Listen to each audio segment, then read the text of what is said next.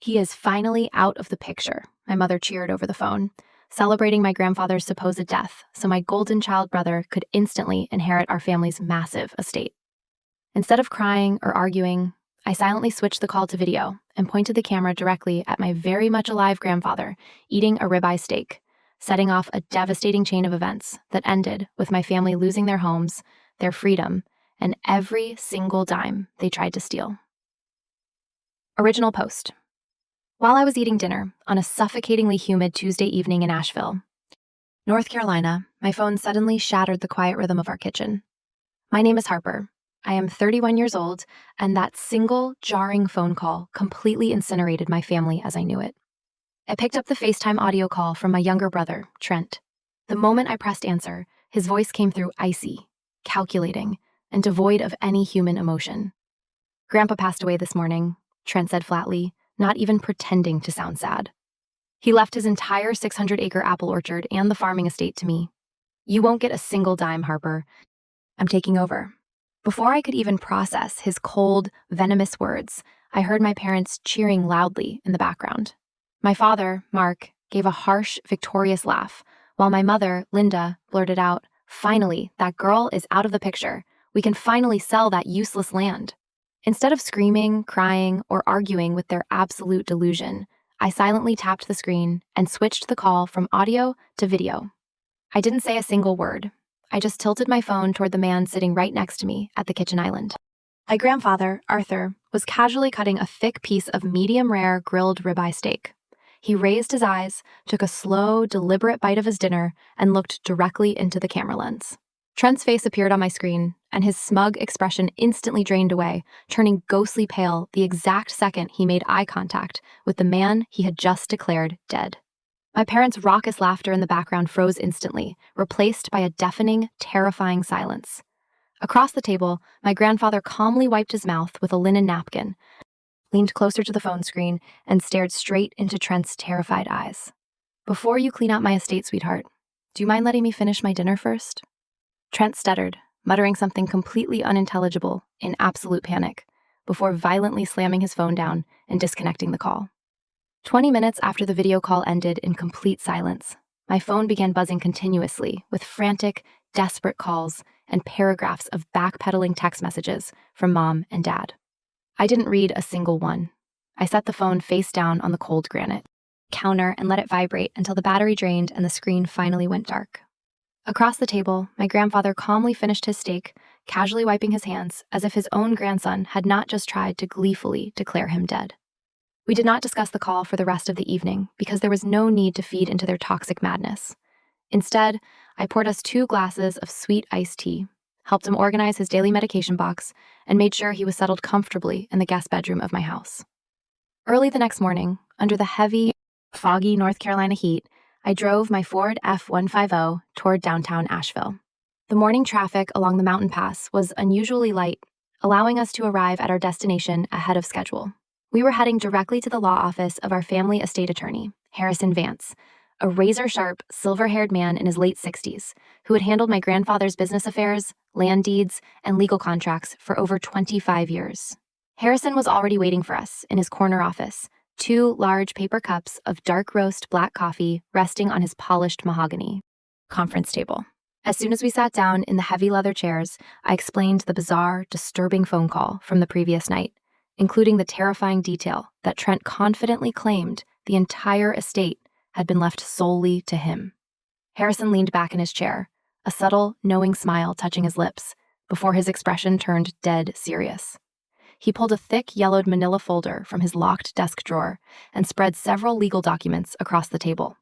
He explained that 2 weeks earlier, Trent had unexpectedly called his law office, asking highly specific, probing questions about a certain document. That document was an outdated, obsolete will my grandfather had signed 12 years ago, long before I was heavily involved in the orchard, back when Trent was still considered the sole primary heir after my grandmother passed away. Trent had somehow snooped around and found a photocopy of that old document in an unsecured filing cabinet at my grandfather's old tractor workshop. Driven by pure greed, Trent assumed it was still the active, legally binding version of the estate plan. Harrison shook his head slowly, clarifying that the old will had been officially revoked and shredded 7 years ago when my grandfather updated his estate plan to ensure that I was named as an equal co-heir and the sole primary executor of the estate. Your brother thought he was holding the golden ticket, Harrison said, sliding the current, valid estate plan toward us, highlighting the official notary seals. What he failed to realize is that a 12-year-old draft means absolutely nothing in the eyes of the probate court once a newer, notarized document exists. Then, the puzzle of how Trent arrived at such a reckless, insane conclusion that Grandpa was dead finally came together. On Monday afternoon, an ambulance had briefly pulled into my grandfather's long gravel driveway after he experienced a minor drop in his blood sugar while working out in the summer heat pruning the apple trees. The paramedics checked his vitals on site, gave him a glass of orange juice, and transported him to the local clinic purely as a precautionary measure.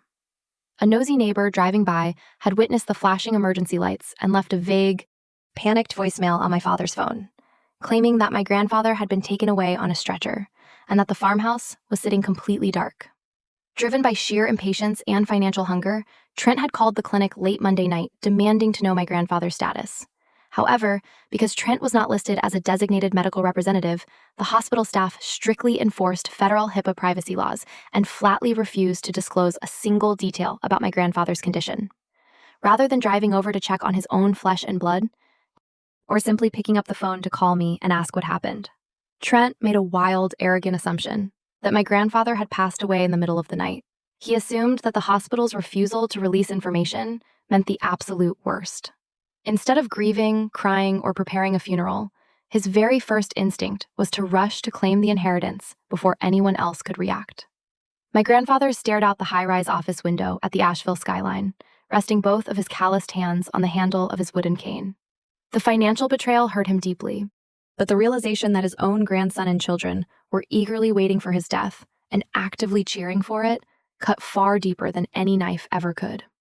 Harrison warned us that while Trent's premature announcement had failed miserably, his obvious desperation for money meant he would likely seek another angle to contest the estate and take control. As we stood up to leave the law office, my grandfather turned to Harrison and instructed him to immediately review every single asset account connected to the family orchard, determined to protect what was rightfully ours. By Thursday afternoon, the quiet, peaceful rhythm of our week was violently broken when my father's massive silver truck pulled aggressively into my driveway, tires tearing up the gravel. The heavy engine was killed abruptly, and 3 doors slammed shut almost in unison, echoing through the valley. Through my living room window, I watched Dad, Mom, and Trent march up the concrete walkway toward my front porch. There was absolutely no trace of shame, guilt, or embarrassment on their faces for the humiliating, cruel mistake they had made 2 days earlier. Instead, their postures were stiff with indignation, radiating a bitter, toxic determination to reclaim control over a situation that had slipped entirely through their greedy fingers. I opened the front door before they could shatter the silence with their pounding fists, stepping aside to let them enter the hallway. Mom immediately brushed past me without making eye contact, making a straight line for the dining area where Grandpa Arthur was sitting quietly with his morning newspaper and a cup of black coffee. Dad stood in the center of the living room, folding his arms tightly over his chest, while Trent hovered just behind him, clutching a thick black leather folder tucked securely under his arm. "We need to talk about what happened on Tuesday," Dad said, his voice deep and raspy.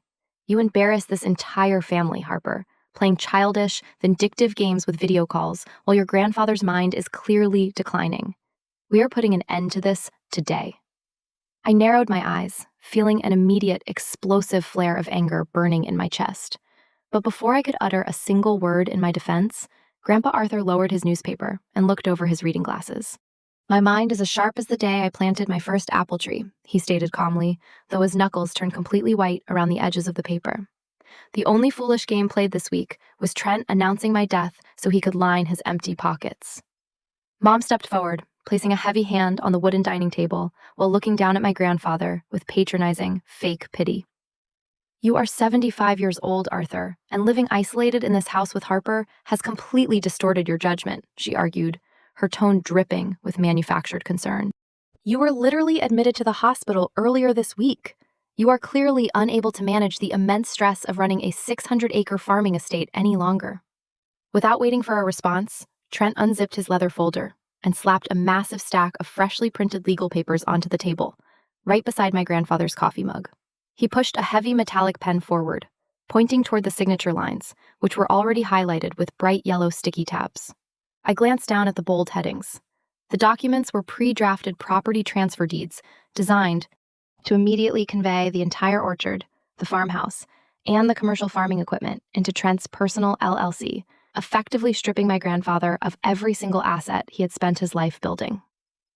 This is about preserving the family legacy before a stranger, or bad advice, ruins everything you built, Trent said flatly, cowardly refusing to look me in the eye. Sign the land over to my business entity today, and we will ensure your medical expenses and living arrangements are handled quietly, without any further public spectacle. I stepped squarely between Trent and the table, staring directly into my father's eyes. He is fully capable of managing his own life. And you know damn well this isn't about family legacy. It's about paying off Trent's failed business ventures. Dad took an aggressive, threatening step toward me, raising his finger in accusation. Stay out of this, Harper. You've been manipulating him ever since his hip replacement, isolating him from the rest of us so you can secure a bigger slice of his money. My grandfather stood up slowly from his chair, leaning heavily on his wooden cane for balance. But his frame remained tall, broad, and commanding. He picked up the stack of transfer deeds, looked at the title pages for a brief second, and then steadily tore the entire stack of legal documents right down the middle. The sound of ripping paper echoed sharply through the tense room as he tossed the shredded pieces directly onto my father's boots. "Get out of my granddaughter's house," Grandpa Arthur commanded, his voice trembling with genuine, unbridled rage. "And do not ever set foot on my land again." Dad turned bright red with profound embarrassment, spinning on his heel and heading toward the front door without another word. Mom followed closely behind him, muttering bitterly under her breath about how horribly ungrateful we were. Trent lingered on the porch threshold for a moment longer, his eyes hardening into something dark, desperate, and ruthless. "You think tearing up paper protects you, old man?" Trent sneered coldly, dropping his fake concern entirely. "By tomorrow morning, my attorney is filing a formal petition for emergency guardianship in the Buncombe County Probate Court. We will let a judge declare you legally incompetent, and I will take control of every single dollar you own, whether you like it or not." 10 days after Trent's vicious threat on my porch, a court process server walked up my stairs and handed me a formal legal summons. The thick packet contained Trent's petition, filed with the probate court, requesting an emergency hearing to place my grandfather under court-ordered involuntary guardianship.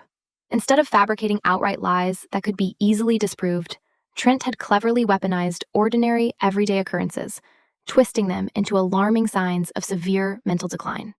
He highlighted a minor incident from 6 months prior, when my grandfather backed his truck into a wooden fence post at the barn, causing a tiny scratch on the rear bumper.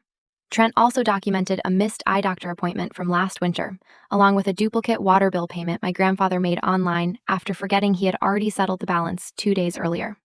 I took the paperwork directly to Harrison Vance, who advised us that the absolute most effective way to completely dismantle Trent's petition before the court hearing was to undergo an independent, rigorous cognitive evaluation.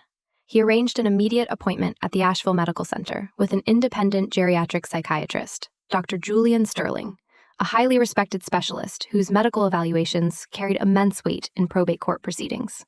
2 mornings later, I drove my grandfather to the medical center, sitting quietly in the sterile waiting room while Dr. Sterling conducted a comprehensive, exhausting 2-hour clinical assessment. The examination included standardized memory tests, complex mathematical subtractions, spatial awareness challenges, and incredibly detailed questioning regarding my grandfather's ability to handle his personal finances and daily living activities. When the heavy wooden office door finally opened, Dr. Sterling walked out with a polite smile, holding a clipboard filled with detailed assessment notes. He handed a copy of the official evaluation report to my grandfather, confirming that he had passed every single section of the cognitive test, with absolutely exceptional scores for a 75-year-old man.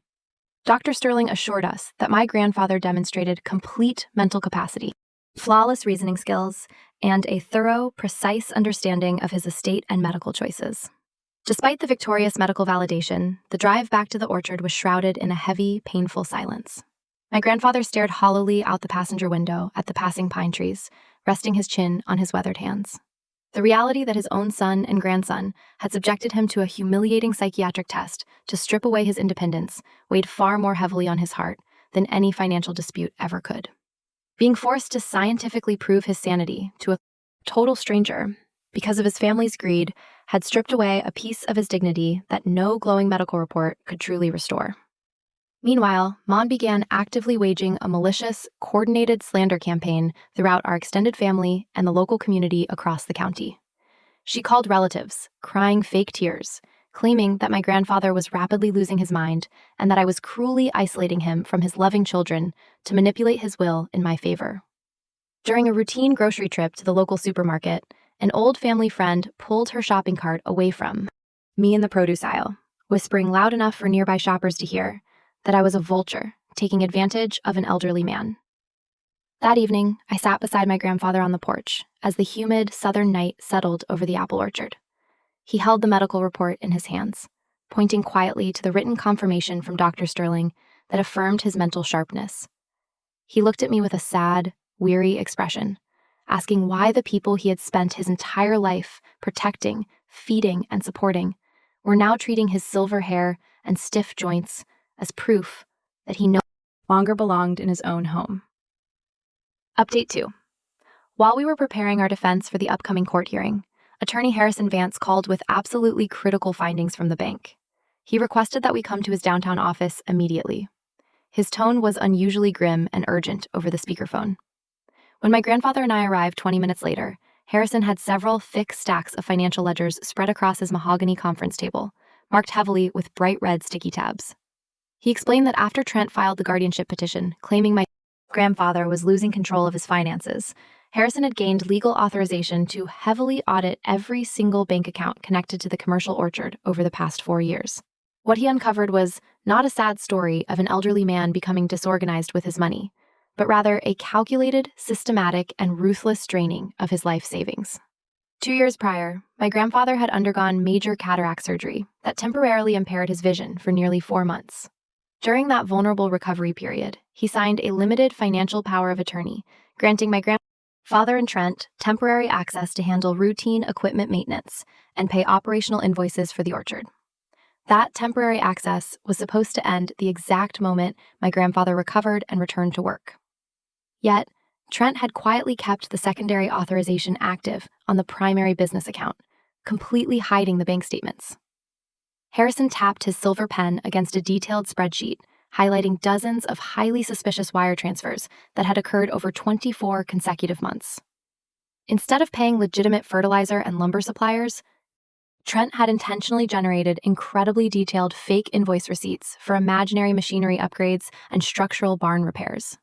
He used those fraudulent documents to authorize repeated, massive cash transfers directly into a shell contracting company he had registered under his own name, siphoning off a staggering total of $450,000 right under my grandfather's nose. The sheer scale of the theft left my grandfather visibly stunned, his hands trembling violently as he traced his calloused finger down the long column of stolen funds. Every single transaction bore the digital signature of his own son and grandson, individuals he had trusted implicitly while he was blinded and recovering from surgery. Harrison revealed that Trent had not used the money to build a legitimate business, but had instead squandered every single dollar on high-risk, speculative real estate investments in coastal South Carolina that had collapsed completely during a recent market downturn. Faced with impending bankruptcy and massive debt collectors closing in on his failing business, Trent's sudden, aggressive desperation became painfully transparent. He had not suddenly grown concerned about my grandfather's mental health or the family legacy after seeing an ambulance at the house. He was drowning in severe financial ruin, and declaring my grandfather mentally incompetent through a court-ordered guardianship was his desperate, panicked attempt to seize control of the entire estate to cover up his massive crimes before anyone discovered the missing funds. I looked at Harrison, asking whether these bank records were sufficient to present directly to the probate judge during the upcoming hearing. Harrison assured us that this paper trail transformed our defense from a passive posture into a devastating, lethal legal counterattack. In the state of North Carolina, using a power of attorney to transfer an elderly relative's funds into personal business accounts without explicit written authorization constitutes severe elder financial exploitation, a massive felony offense that carries immediate civil liability and severe criminal prison penalties. My grandfather leaned back in his leather chair, closing his eyes tightly as the heavy, suffocating truth washed over him in the quiet office. He had spent decades working long, grueling hours in the hot southern sun to build a secure legacy for his family, only to realize that his own blood had treated his hard-earned life savings like an open piggy bank. He picked up the bank statements, holding them firmly in his weathered hands, and instructed Harrison to attach every single page to our official court filing. 2 days before the court hearing, Harrison handed us a printed file of text messages officially subpoenaed from Trent's phone. The court-ordered digital records revealed a long, unfiltered exchange between Trent and my father, spanning the previous 6 months. As my grandfather leaned over the mahogany desk, adjusting his reading glasses to scan the transcript pages, the cold, sociopathic arrogance captured in those printed lines shattered whatever quiet hope he had kept hidden in his heart. In one particularly glaring thread, sent just weeks after the fraudulent money transfers began, my father had asked Trent if he was worried about my grandfather eventually auditing the orchard accounts before the harvest season. Trent's typed response was short, dismissive, and dripping with absolute contempt. "The old man will never take this to court," Trent had written back without hesitation. "He'd rather swallow the loss than embarrass the family name across Asheville. He always forgives us anyway. Just let him fade out." That single sentence exposed the cruel, rotten foundation of their entire scheme. For decades, whenever Trent had run into financial trouble with his failed ventures, my grandfather had quietly stepped in to cushion the blow, writing massive checks to preserve his family's pride and give his grandson another chance. My father and Trent had not spent months trying to hide their tracks perfectly because they genuinely believed their legal cover-up was foolproof. They had proceeded with complete impunity, simply because they believed my grandfather was too fragile, too fearful of public disgrace, and too fiercely devoted to his bloodline to ever hold them legally accountable. The realization that his lifelong generosity had been interpreted as pathetic weakness transformed something fundamental inside my grandfather. The hesitant, hurt expression that had shadowed his face since the initial phone call vanished completely, replaced by a quiet, unyielding, terrifying resolve. He placed the text transcript back on Harrison's desk and looked up with an unwavering gaze. "They built their whole plan on the assumption that I would stay silent to protect them," my grandfather said, his voice steady and completely devoid of anger.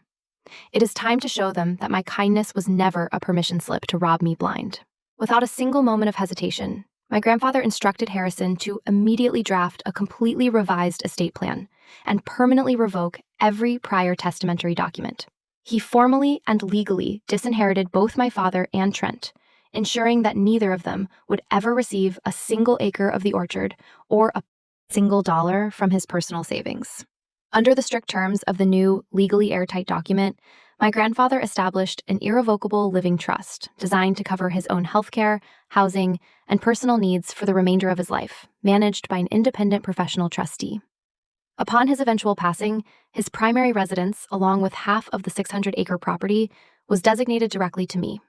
The remaining portion of the massive estate was directed to establish a permanent agricultural scholarship foundation at the local university, helping young, working-class students pursue degrees in land conservation and sustainable farming. When Harrison presented the finalized documents an hour later, my grandfather signed every single page with a firm, steady hand, watching as 2 legal assistants witnessed and notarized his signature. He picked up his wooden cane, stood up tall without needing any assistance, and looked toward the window overlooking the city streets.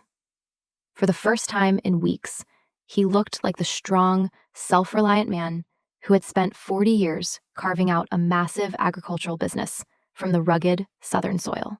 As we walked out of the law office into the warm afternoon sun, my grandfather paused beside my truck, resting his hand on the warm hood.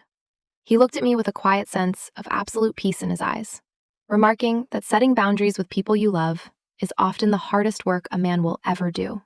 But holding on to your dignity is always worth the painful clarity that comes with it. On a humid Wednesday morning, we walked up the massive stone steps of the Buncombe County Courthouse for the guardianship hearing. The vaulted courtroom was completely quiet as Judge Eleanor Clayton called the matter to order, prompting Trent's attorney to immediately present their petition. They attempted to construct a pathetic picture of severe cognitive decline, repeatedly referencing the minor fence scratch at the barn and the missed medical appointment from months ago. Trent sat smugly at the petitioner's table, resting his elbows on the heavy oak surface as if the orchard was already legally placed under his absolute control. When it was our turn to present our case, Harrison Vance stood up calmly and shattered their entire fabricated narrative into a million pieces within minutes. He first introduced the comprehensive medical report signed by Dr. Sterling, which clearly established that my grandfather possessed flawless cognitive health and full mental capacity. Then the execution happened. Harrison unveiled the certified bank ledgers detailing the systematic theft of $450,000, alongside the subpoenaed text messages where Trent openly boasted that my grandfather would never take legal action. The atmosphere in the courtroom shifted instantly. The temperature seemed to drop 10 degrees as Judge Clayton carefully reviewed the financial documents and the text. Transcripts, her face hardening into a mask of pure disgust. Cornered by the undeniable, irrefutable paper trail, Trent completely lost his composure. He turned aggressively toward my father, shouting at the top of his lungs that the entire fraudulent scheme had been my father's idea from the very start. My father reacted furiously, slamming his fists onto the oak table and screaming back that Trent was the one who had squandered the stolen money on ruined real estate investments and ruined their lives. Their frantic, pathetic shouting match continued until Judge Clayton pounded her gavel, repeatedly, demanding order in her courtroom and threatening them both with contempt. The probate judge rendered her decision without even leaving the bench, formally dismissing Trent's guardianship petition with extreme prejudice. She noted for the official record that my grandfather displayed exceptional mental clarity while publicly and viciously reprimanding my father and Trent for attempting to maliciously misuse the judicial system to conceal elder financial exploitation. Furthermore, the judge officially referred the entire case file, the bank ledgers, and the text messages directly to the district attorney's office for formal civil recovery and criminal investigation. The legal consequences unfolded rapidly over the following months, as law enforcement initiated formal felony proceedings against both of them. To avoid immediate criminal prosecution and satisfy the crushing civil restitution judgment, my father and Trent were forced to completely liquidate their assets. They had to sell their beautiful residential homes in Asheville at a massive loss, just to fully pay back the $450,000 owed to my grandfather's estate. Left with absolutely nothing but ruined reputations, foreclosed homes, and mounting legal debt, they showed up at my front porch one rainy evening, desperately begging for forgiveness, crying actual tears, and asking my grandfather to drop the remaining legal claims so they wouldn't face jail time. My grandfather walked slowly to the front door, looking at his son and grandson through the glass panel with complete, unbreakable calm. He did not yell. He did not display any anger. He simply looked at them and told them that forgiveness did not require enabling toxic behavior, nor did it mean allowing dishonest, abusive people back into his life. He closed the heavy wooden door, firmly locked the deadbolt, and walked back to his armchair in the living room, permanently cutting off all contact with them, forever. We returned to our quiet, peaceful routine on the orchard, enjoying the dignity that my grandfather had fought so incredibly hard to defend. Surrounded by the towering apple trees he had spent 40 years cultivating, he lived comfortably, knowing that his life's work was finally protected from the greed that had tried to tear it apart. This journey reminds us all that true family is defined by genuine love, trust, and mutual respect, rather than mere shared bloodlines. Standing up for loved ones and holding firm boundaries against betrayal, even when it involves those closest to us, is essential for preserving our integrity and peace of mind. Thank you so much for reading our story until the very end. User 1. The sheer audacity of your brother to say, "He always forgives us anyway," via text message. That text is what sealed their fate. They didn't just steal his money, they stole his agency and relied on his love to get away with it. Grandpa Arthur is an absolute legend for tearing up those papers and dropping the hammer in court. User 2. As a bank teller who sees elder financial abuse all the time, this made my blood boil and then gave me immense satisfaction. People think because they have a POA, they can just drain accounts.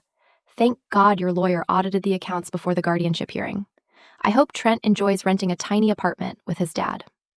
User 3. Your mom is the unsung villain here too, cheering his death on the phone and then spreading rumors at the grocery store that You were abusing him. I hope the whole town knows the truth now, and she can't even show her face at the supermarket without people whispering about her.